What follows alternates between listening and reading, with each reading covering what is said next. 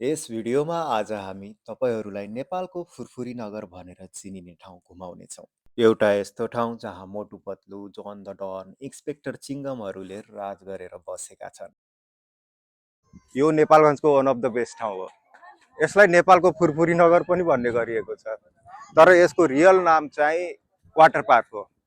यो धेरै वर्ष पहिलादेखि यहाँ स्थापित छ, तर यसरी व्यवस्थापन भएको चाहिँ 3-4 वर्ष मात्रै भयो। मोटु पत्लु जस्ता कार्टुनहरूको प्रतिमा बनाएर राखेको छ सोपिसको लागि। राम्रो राम्रो फुलहरू लगाएको छ, बोटको व्यवस्था गरिदिएको छ। यहाँ टुरिस्टहरू आएर बोटिङ गर्नुहुन्छ।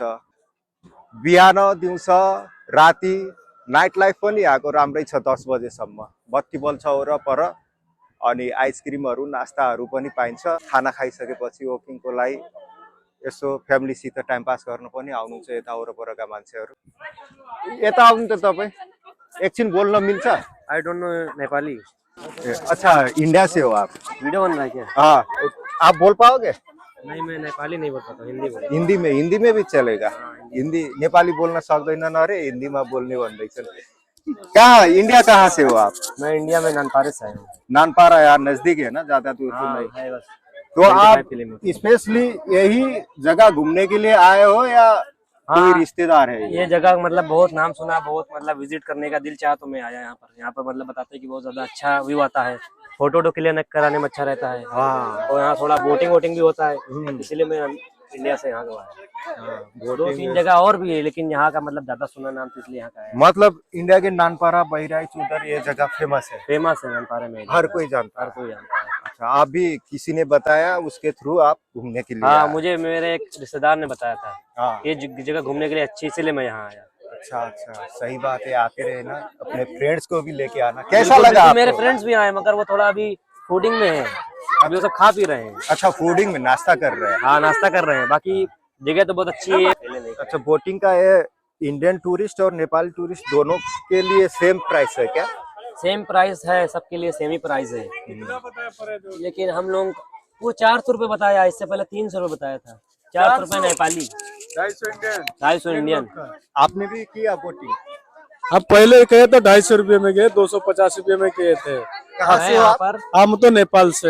ये नेपाल बात होता है? हाँ, यही नेपालगंज को? हाँ, नेपालगंज को। ये जेसपुर, भन्सर जेसपुर। कस्तो लागिरहेको छ वाटर पार्कमा? वाटर पार्क तो अहिले राम्रै लागेछ, लेकिन अब पहले 250 रुपये थे, अहिले तो 400 गर्दैछ। 150 रुपये बढाइदियो। 50 रुपये बढाएपछि ल ठिकै हुन्थे, अब 150 रुपये सिधै बढाइदिनु भयो। महँगाई नि बढ्दैछ, त्यही भएर हो कि? अब खोइ महँगाई बढेछ कि के बढेछ। अब फेरि पनि यो सानो बच्चाको पनि 200-250 लगिहाल्छ बोटिङमा। लगिहाल्छ। बच्चाको डिस्काउंट रहेछ हैन? हजुर हजुर हजुर। ल, धन्यवाद। ल त। तो आपने बात किया हमसे, उसके लिए शुक्रिया, बहुत बहुत शुक्रिया।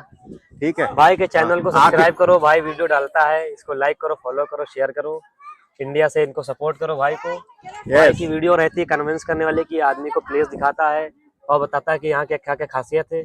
आप जितना हो सके भाई को शेयर करो। Thank you very much.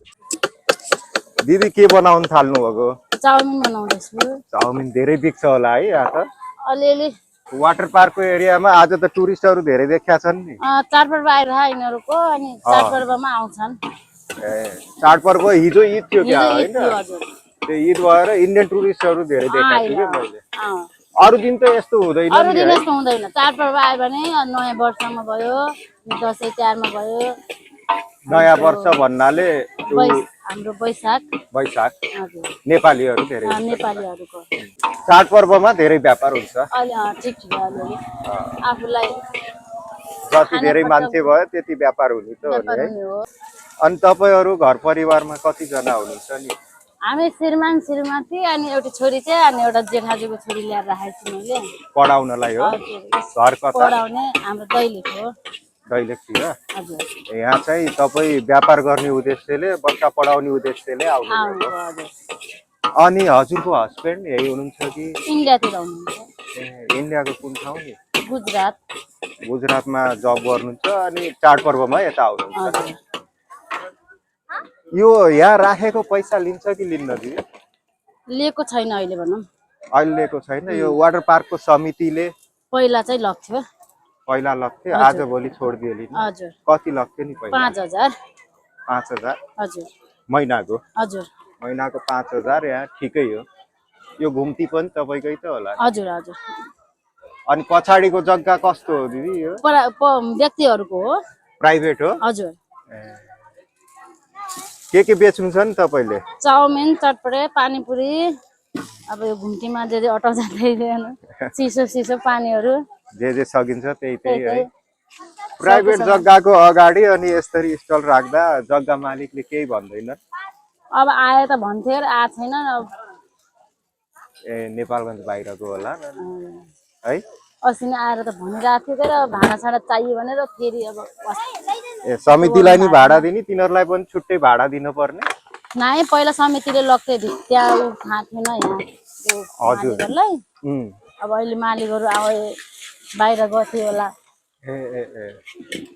अहिले मालिकहरूले मागेछन्, माग्न त अब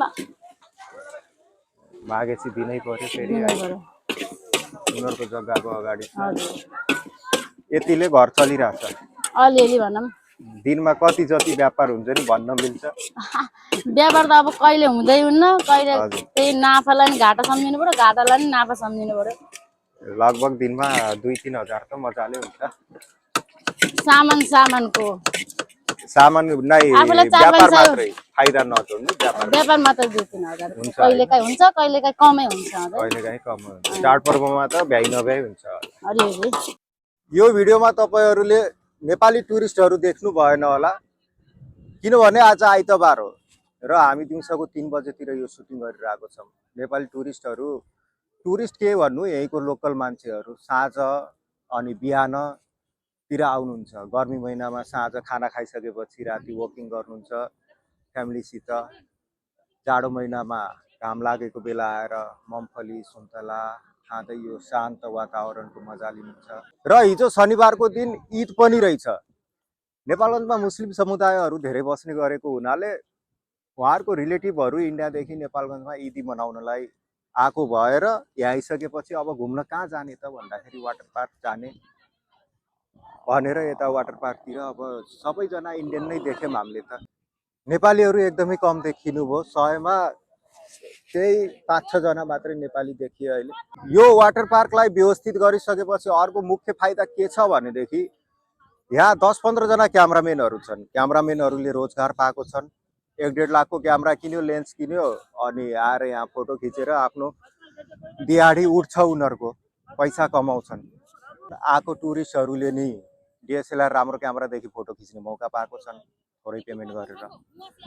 आइसक्रिम बेच्नेको आइसक्रिम बिकिरहेको छ, चटपटे बेच्नेको चटपटे बिकिरहेको छ, चाउमिन बेच्नेको चाउमिन बिकिरहेको छ। यो भनेको राम्रो पक्ष नै हो। यो भिडियो बनाउनुको मेन उद्देश्य भनेको नेपालगञ्जमा भएका राम्रा घुम्ने ठाउँहरू तपाईँहरूलाई देखाउनु हो। तपाईँहरू नेपालगञ्ज आउनुभयो भनेदेखि कहाँ जाने त घुम्न? वाटर पार्क पनि एउटा राम्रो अप्सन हो। नेपालगञ्जमा थुप्रै छन् घुम्ने ठाउँहरू, त्यो पनि हामीले देखाउनेछौँ। त्यसको लागि च्यानललाई सब्सक्राइब गरिदिनु होला। भिडियो मन परेको छ भनेदेखि लाइक गरिदिनु होला। अनि कस्तो लाग्यो भिडियो तल कमेन्टमा आफ्नो प्रतिक्रिया दिनु है त।